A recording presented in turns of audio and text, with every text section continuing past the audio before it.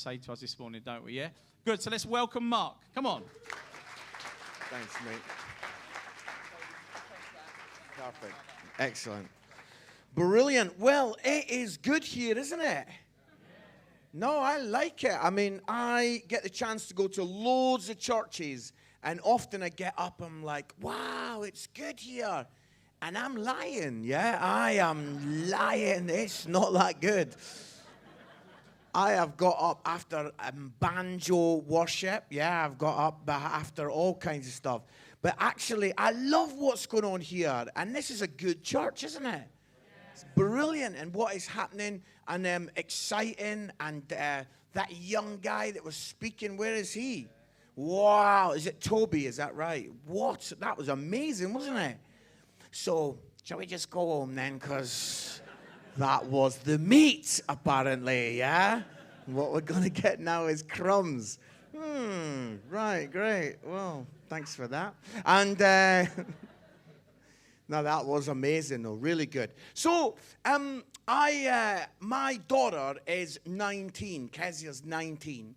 And she decided that she wanted to go on mission. So she wanted to go to Canada for 6 months. The guy that's running the mission out there is a guy called Phil Collins, not the drummer. And so she went out there, but it was our family. It was pretty traumatic for our family because we all get on great. We love each other. So Tamsin's really close to Kezia. My daughter's called Kezia, and the 2 weeks running up to us driving Kezia to Heathrow, Tamsin is just like crying all the time. So my wife's just crying all the time. She's going to miss her daughter. But we're like, so I had to step in. I had to be the dad of the house. And I had to speak firmly to my wife, right? She let me do that. And I spoke firmly to her, and I says, Tamsin, come on, we've got to make this really positive for Kezia. We've got to be like, wow, we're so excited that you're doing this. We can't be crying in the airport. So when we drop her off at Heathrow, no crying, 100% no crying. So Tamsin was like, yeah, you're right, let's do that. So the four of us drive down. My son, he's 21, he comes down, and we're in having coffee, sort of kind of waiting for her to go to the gate. It's the weirdest coffee, because like 6 months she's going to be away, and we're trying to chat as if it's normal. It's not normal, and we're just kind of, and then I made a big mistake. Never do this. I got God involved, yeah? And if you want to write something down, never get God involved, yeah? You're right, crumbs. And it's like, I was like, oh man, I gathered my family round and we all stood up and we prayed in Heathrow Airport. And wow, well, within seconds, Kezia is just bawling her eyes out, right? She's sobbing. And then my wife, now I don't know if you've ever heard the expression, ugly crying. Have you ever heard that, yeah?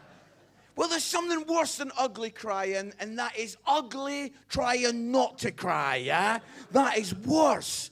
I mean, I was like, love, please cry. Give us all a break. And it was like, it was bad. It was bad. So she starts crying, Kezia's crying, Tamsin's crying, and then I'm praying, and then I find myself, these big blobs hitting the ground, and then I turn to my son, nothing, yeah? He's just like staring forward, little bubble in his head thinking, when can I get Nando's, yeah? And it's like, and I said to him after, I'm like, Jordan, come on, your sister's going away for 6 months. He's like, Dad, I'm getting her room. And that just tells you everything, doesn't it? But we said goodbye, she went, and it's like, oh, a bit emotional, and then we drove back up to Nottingham. But what we didn't know is that the flight had been massively delayed. And so we got back to Nottingham. I said to Tam, I'm going to get my hair cut. I go to a barber's, like a proper men's hairdresser, and we're sitting there. It's really busy, Saturday afternoon, and I'm kind of not thinking. My phone pings. I don't even think about it. I pick up my phone. I'm basically Kezia, my daughter. She says, Dad, that's me just about to fly now. Here are 3 things I've always wanted to tell you. And in that barber's, I started bawling, yeah? I started properly like, like, you know that, like when you're making the noises and everything, all of that stuff, yeah? And everybody in this barbers, all these men are just like looking at each other because none of them have got the emotional equipment to deal with a crying man in the barbers. They're all, you talk to him. No, I'm not, you talk to him. I'm not talking to him. And it was like, wow. And I was just like, oh. And then I looked up and the guy finished cutting hair. And he said, who's next? And all the guys went, him, let him go, yeah? Let him go. Like, get him out of here. He is sobbing. And so I was like amazing. But she's had an incredible time. And she went on to San Francisco. And she told us that she got this chance and opportunity to meet these like street people. And this is incredible because my little daughter is there saying, Dad, you know, we were doing like their nails. They're sleeping on the streets. And we're trying to help them. And we're kind of looking after their nails. And then this lady who had been sleeping on the street for about 25 years said to Kezia, oh, you've done such a great job. Do you mind doing my feet? And Kezia said, Dad, honestly, when the shoes and the socks were coming off, but wow, how proud am I that she took a big gulp and she got right in there. And it's like, that's Jesus, isn't it? That is Jesus cleaning and helping and tidying. And so we're just so excited and God's done so many great things. And I've got like a word kind of burning inside me. So excited to be here today. Tonight's going to be fun. We're going to like, you're going to be humor and comedy, and we're in those community centers. It's going to be brilliant, and if you can make it tonight, brilliant. But I've got a word within me, and it's from a really famous story that you've all heard of, and it's kind of when Jesus feeds the 5,000. And I want to just look at it from John chapter 6 and verse 5. The Bible says, John 6 verse 5, when Jesus looked up and saw a great crowd coming towards him, he said to Philip, where shall we buy bread for these people to eat? He asked this only to test him, for he had already had in mind what he was going to do. And Philip answered him, 8 months' wages would not buy enough bread for each one to have a bite. Another of his disciples, Andrew, Simon Peter's brother, spoke up.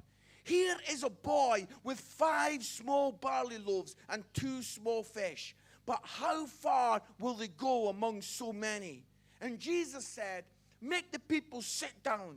There was plenty of grass in that place, and the men sat down, about 5,000 of them. And Jesus then took the loaves, gave thanks, and distributed to those who were seated as much as they wanted. He did the same with the fish. And when they had all had enough to eat, he said to his disciples, gather the pieces that are left over. Let nothing be wasted. So they gathered them and filled 12 baskets with the pieces of the 5 barley loaves left over by those who had eaten. Wow. Incredible, incredible miracle. And no doubt you've heard this story a few times in your Christian faith. But I want to look at something today a bit differently. Because I want to talk to you today about the miracle that happens before the miracle. We can look at Jesus turning those loaves and fish into a feast. We could do that. But I want to talk to you today about the miracle that happens before the miracle. You see, something incredible happened before Jesus even saw the fish and the bread. That little boy, he had to get past some limiting thoughts. He had to get around some limiting thoughts, because if he'd not got around them, he would never, ever have handed over his fish and his bread, and Jesus would never have done the miracle. You see, I hope you don't think I'm being rude, but I felt God told me to come and say this, is the first obstacle that you need to get over is yourself. I hope you don't think I'm rude that I'm a Scottish guy coming to say to you today, but my message today is get over yourself. The first obstacle, you see, I'm a Pentecostal guy. I was brought up in a Pentecostal church, and I belong to that tradition where, we would come against Satan and the demonic forces. And I'm sure you've met those ladies who come and say, oh, I've got a cough. Satan is coming against me. And you're like, wow, is that what the devil is doing these days? And it's like, it can be easy to get into this thing where, we're fighting the demonic forces. But I want to speak to your soul today and say that the first obstacle that you need to get over is yourself. The first thing that you need to get past is yourself. You see, this little boy could have had 3 limiting thoughts that would have stopped him from handing over the fish and the bread. The first limiting thought that he could have had is, it's too small. It's too small. I'm so encouraged to be speaking to you today after we've heard Toby speaking. And he's basically saying the same thing as me, that, hey, we shouldn't despise young and small things. And it's like, we can sometimes be like, wow, it's too small. The little kid could have just been like, it's only a few fish and a few bits of bread. How is this going to make a difference? It's just too little. And, we can look, and today, you might think, well, I'm not massively gifted. I've not got masses to bring. I'm not a mega talented character. And we can say, oh, I've not really got that much. I'm not as good as them. I'm not brilliant like them. Here's a little thing to write down if you've got a journal. Imitation leads to limitation. Imitation leads to limitation. If we are going to kind of try and copy somebody else, we're always going to be limited by how good they are. God created you and designed you for incredible and wonderful things. He never called you to be some kind of copy of another person. He wants you to be who you are. I've had to learn that a little bit the hard way. I went to Bible college when I was 21, and I was there, and lots of people were there in Bible college, very intense, yeah?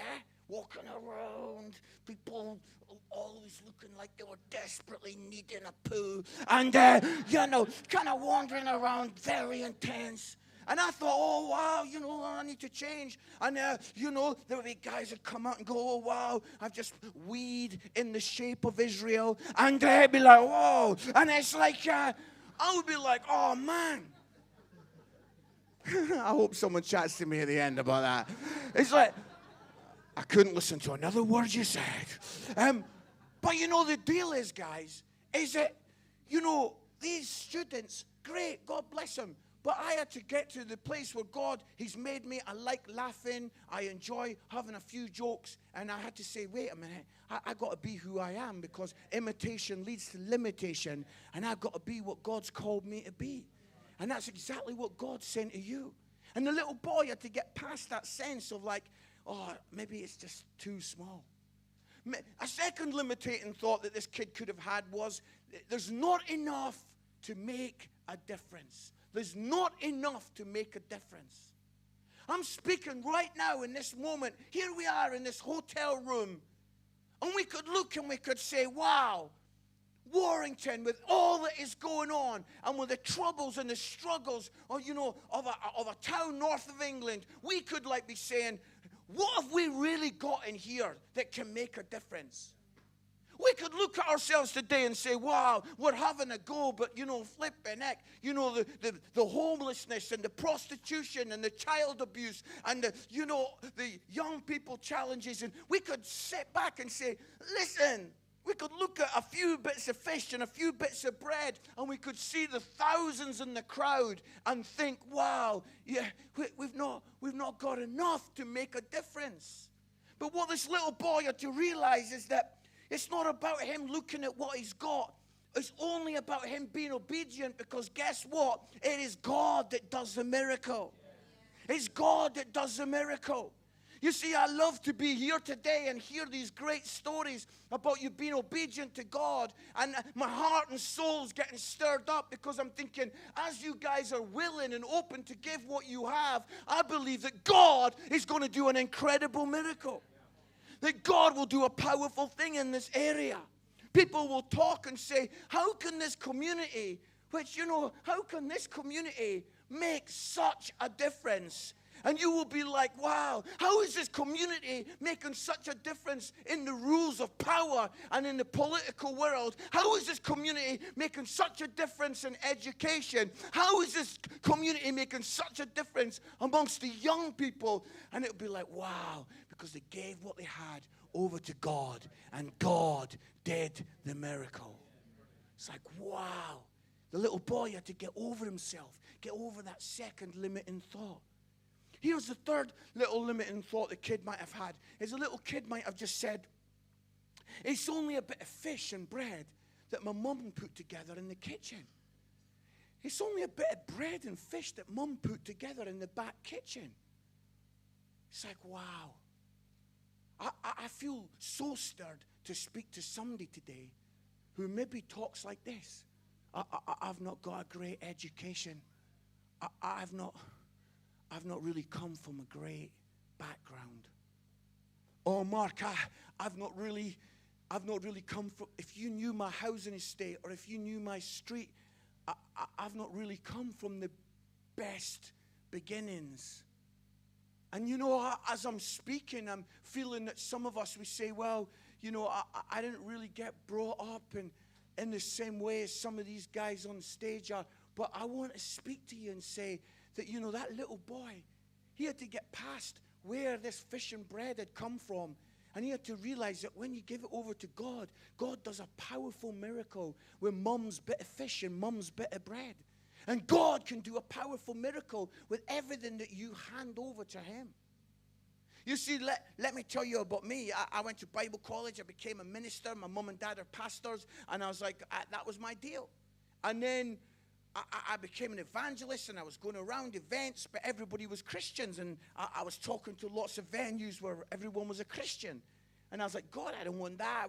I want to be speaking to non-Christians. And so God basically, my wife and me, we went to see a guy called Dave Gorman. He's a comedian. He's not a Christian. He's a very funny man. And basically in that theater, I had a moment, a God moment. And basically, God spoke to me and says, I want you to have a go at this. I want you to do it. And I could have been like, oh, God, I'm a pastor's kid. I preach. I've been to Bible college. I'm not a comedian. But don't give limitations to God. Just hand it over to God and see what God will do. And God was like, oh, well, we can do this. And so I chatted to my wife, and we put this little thing on in a theater. 70 people came on the outskirts of Nottingham. Lots of non-Christians came. And I did this one-man show, this comedy thing. There were bits of it that were hilarious. People were laughing. There were bits of it. That tumbleweed moment when everyone synchronized buttock clench and everyone's like, and it was like, oh! And but near the end, I put the gospel out there, and 5 people gave a first-time response to God. It's like, wow, that's so exciting. And then what happened is that I'd asked a minister to come and see it. I asked him to come and give me a bit of feedback. And he came at the end, and this minister came to me and he said, what are you doing? He goes, what has this been tonight? He goes, you need to go back to preaching in churches. This has been embarrassing tonight. He goes, do you want to be on TV? Is this what this is about? He goes, what are you on with? He goes, never do this again. And off he went. Have you ever had one of those moments where you're like, thanks for the feedback? Yeah, have you ever had that? You ever had one of them moments? Thank you for that. Yeah, and off he went. And so we're driving home, and my wife's chatting away, and she's excited about what's happened. And I said to my wife in the car, I'm never doing it again. My wife said, what are you talking about? So I told her what that minister said. I don't know if you've ever seen your wife or your brother or your sister so angry that the vein in their neck comes out of the car and wanders around. Have you ever seen that? Oh. She said, listen to me. Listen to me. I looked up to God. God was like, listen to her. Yeah, I would definitely listen. God was like, I'm listening to her, so you should listen to her. She said, listen to me. She goes, Mark, it's true that you told some stories today that you should never tell again. There were some stories in there that you should never say again out loud. She says, but we'll change that. We can move that around. She goes, Mark, you were engaging today. People were enjoying it. And 5 responses to the gospel. She goes, we are doing it again. And so we started to do it in all these different theaters. And then I did it in this theater, and 800 people came to it. And on that night, 120 people gave a first-time response to God. But I didn't know this. But the guy that had been there on the first week, he was in there. He was at the back. And he comes down, and he comes up to me, and he says, that was amazing. He says, you need to keep on doing this. It is brilliant. And I'm just ready. I'm thinking, as soon as he stops talking, I'm going to let him have it. And God's like, no, be the bigger man, finger on lips. He says, well, thank you. And off he went. And now I talk about him all over the world, yeah? That's everywhere I go. Just tell me it's like great. But you know, the truth is that if I had allowed my background to limit me, what I'm used to, what I can do, but I wasn't to do that. I was to give the bit that I've got to God. I give it over to God and watch the miracle that God has done. And I'm so excited to tell you that I am at Edinburgh Festival this summer. As a young lad, I used to go up to the Edinburgh Festival and hear comedians shred the name of Jesus. And as a young lad, I sat there and thought, one day I'm going to be on that stage and I'm going to lift up the name of Jesus. I'm going to lift up his name. And I'm excited. So we're right in the middle, right near the Edinburgh Castle. Our venue is right in the center. And we're like believing for many to hear the great news. And so I love this story, guys, and I'm getting excited, but I wanted to tell you that, you know, let me just talk for 2 minutes about this, because most of us in this room, we're British, and British people, we have a bit of an issue, because we think, oh, hold back, you've got to hold back, you know, humble, yeah, do you know what I mean, never push yourself forward, yeah, all of that good stuff. And we think that, oh, you know, if you're maybe gifted, oh, I don't want to put myself forward, Jesus, you put me forward, yeah? And all of that stuff. And I want to speak to you right now and tell you the honest truth. That is not humility. That is selfish. If that little boy had held on to his bread and fish in his rucksack because he didn't think it was that much, the miracle would never have happened.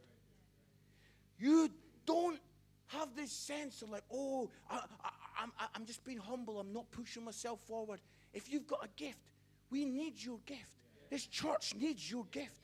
We need you to come and say, it might not be massive, it might not be the biggest thing ever, but here it is. And it's like, wow, thank you. And together we can make a huge difference. I love it. And then this incredible story of the Bible. I love that God is the God of the overflow.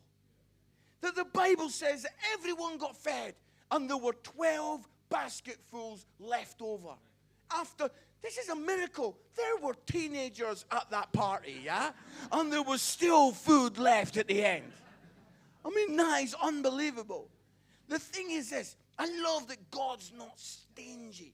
Have you ever been to one of those weddings or parties where they're making the food stretched, you know what I'm saying? And near the end, it's like, oh, if you as a whole family could have one sausage roll and just try and make it all work. No, here's the Bible. God put a deal on, and there was 12 basketfuls overflowing at the end. Isn't this phenomenal? God is a God of overflow. And we must reflect the God that we serve. And this is the deal. You can grip on tight to your blessings and live a life of scarcity, or you can give your blessings away and live a life of overflow. You can hold on tight to what you've got and hold on tight. Just make it through. We've just about got enough. Scarcity thinking. Or we can start to give our blessings away and live a life of overflow. How about this week you pay for someone's meal?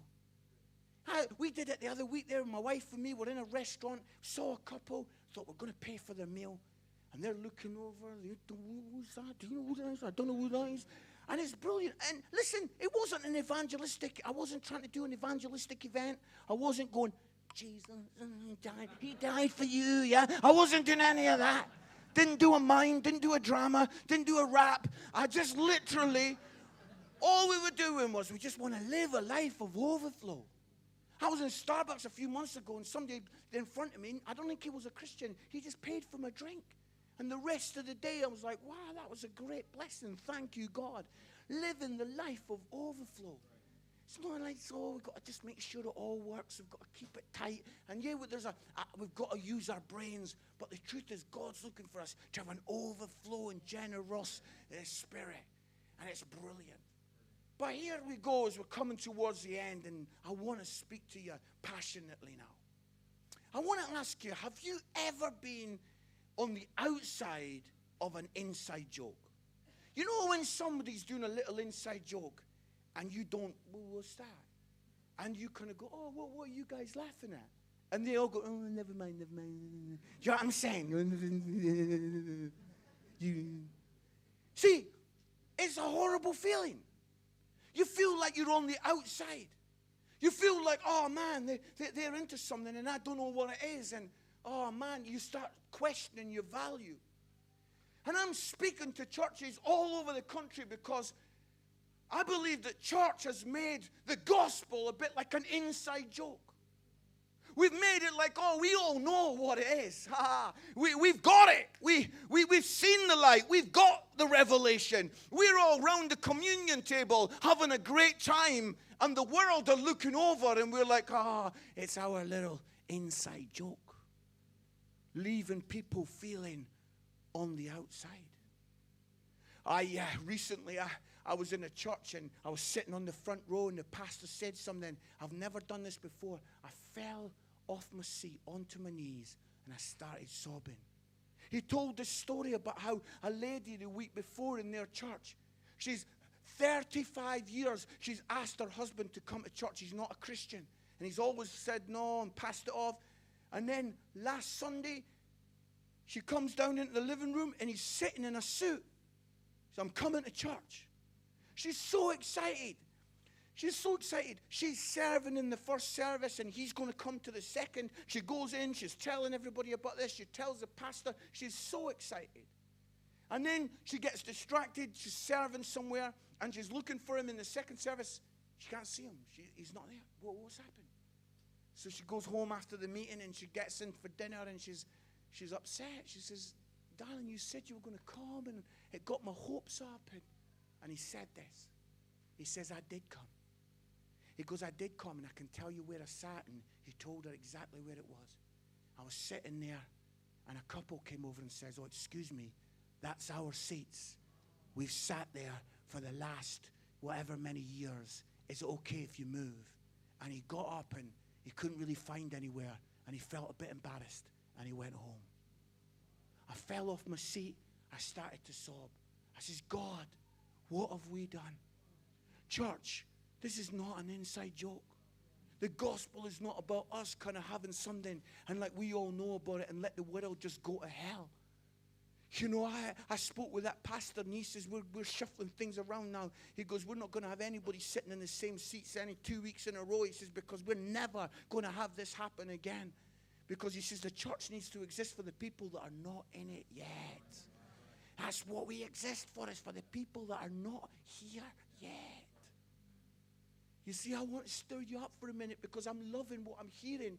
But I'm wanting to get in under your skin. I'm wanting to annoy you a little bit because, you know, it's like, oh, this is lovely. And we can be like, oh, those guys we're going into different parts of wanting. Listen to this. Is that my son came into the front room and I was wailing. And he says, Dad, what's up? What is going on? And I'll tell you what was going on. I was watching that fire, you know, the Grenfell Tower. You know that story. And I was watching a certain footage, and what had happened is that people that had got out of the tower, they'd been rescued and saved, were in a little circle, they were in a huddle, and you could see them talking to each other, and they'd got those foil blankets on, you know, the survival blankets, and they're in a huddle.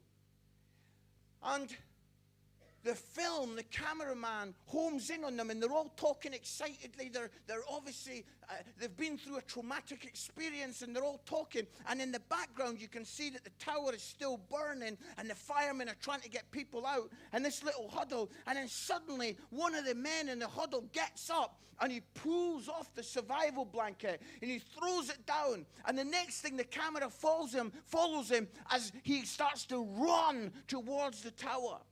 And he runs towards the tower, and a few minutes later, you see this man helping a fireman, bringing an old lady out of the fire. And he has these words when he's asked about it by the media. He says, I have been rescued to see others rescued. And I want to be honest with you, friends, is that there's so many churches that are in a little huddle.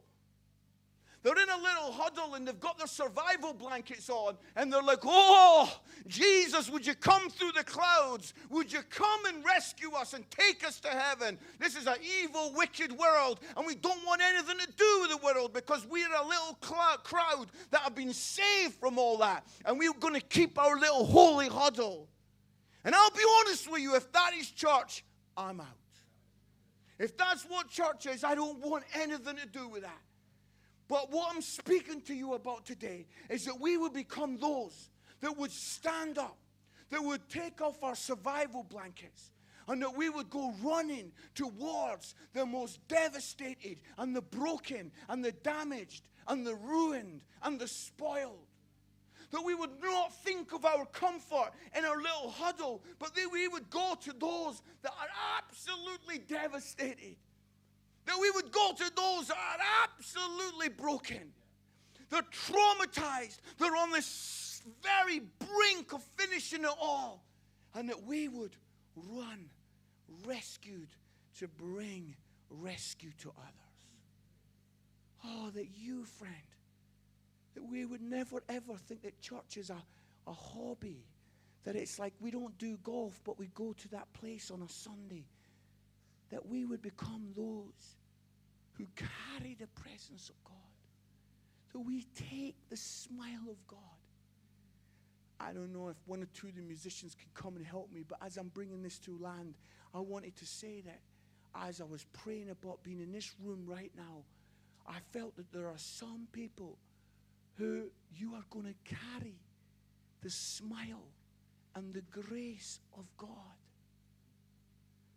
I felt that there might be, I don't want to offend anyone, but I felt there might be a lady in this room, and you're going to put your hand on the back of a young girl who's had an abortion, and you're maybe not going to have amazing words to say, because who knows what words to say, but you're just going to cry with her and let her see the grace and the goodness of God. There's somebody in the room that you're going to talk to someone that nobody else is bothering to talk with. That we're going to say, God, this is not about us staying in a huddle, but this is about us going to the broken and the devastated and the ruined and the damaged, the absolutely wrecked. That you would be those that would carry God to the places where no one has ever taken God before. We would have that sense that anointing is not for a little tingle on a Sunday morning, but we are anointed to preach good news to the poor. That we are anointed to proclaim freedom to the captives. We are anointed to see our heart is so generous, and out of the overflow of what God has given us, we are going to see many blessed. I wonder if we could bow our heads in the presence of God. Tremendous sense in this whole service of God being here. And in a moment, I feel like I've got a prayer that God has put in me for you as a church. But before we do that, as we just bowed in God's prayer, I wonder if there's anyone here and you've had those limiting thoughts. Maybe too small, I'm not enough, or maybe, oh, my background's, any of those thoughts. I've not got masses of time, so I'm simply going to count to 3. And if that is you today, then I'm just going to ask you to quietly stand, and I'm just going to pray, and then we're going to move the service on. We've not got a load of time, so if this is for you, then when I count to 3, I just want you to stand where you are. 1, 2, 3. That's amazing. That's brilliant. Holy God. Holy God. Holy God. Oh, Father. Holy God.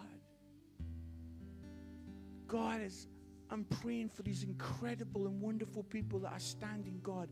I'm just praying that, Holy God, that we would be able to get past and beyond our limiting thoughts. That we would get beyond and past those things that try to stop us from giving it all over to you, Jesus. And we want to give it over to you, Jesus, and watch you do the miracle. Lord, would you come, minister to us deeply, in Jesus' name. Church, is it okay to ask everyone to stand in the